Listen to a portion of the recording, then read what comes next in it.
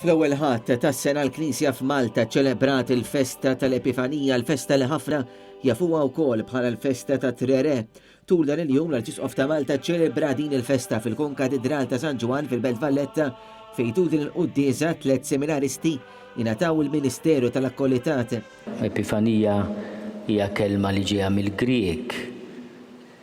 Kolli tispjegana kif dan il-jum il-mulej juri lilu nnifsu lil-ġnus. Dan il-jum qaddis tal-Epifanija, il-Knisja f'Malta qiegħda tilqa' 3 żgħażagħ fit-triq tagħhom lejn is-saċerdozju u lillum se jiġu istitwiti ministri akkoliti. Akkoliti huma dawk li għandhom is-seta' f'ċirkustanzi straordinarji iwasslu it-qarbin lill-poplu ta' Alla. It-3 seminaristi huma Gejlin Kamilleri mill-Parroċċja ta' Sant'Anna, Witilajn, Ian Diakonu mill-Parroċċja ta' Stella Maris f'Taslima u Clive Sejkel mill-Parroċċja ta' San Giuseppe fil-Kalkara.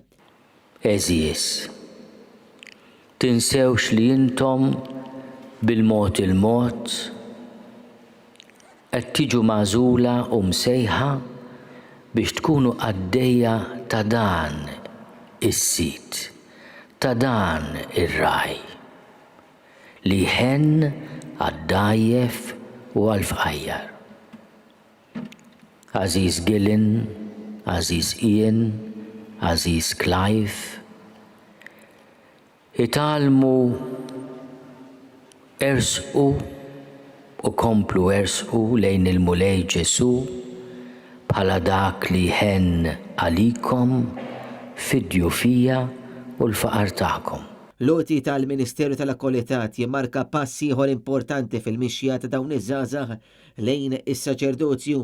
Tul l-omelija tiegħu l-Arċisqof spjega li bħala akkoliti huma se jingħatalhom l-uffiċċju li jgħinu lis-saċerdot u li djakni fil-qadi tal-Ministeru tagħhom waqt iċ-ċelebrazzjoni tal-Ewkaristija iqarbru lil ħuthom insara fosthom ukoll il-morda jitħeġġu fl-imħabba personali tagħhom lejn l-Ewkaristija u fuq kollox jgħixu b'mod li jkun jixerqilhom iservu fil-mejda tal-mulej u tal-Knisja.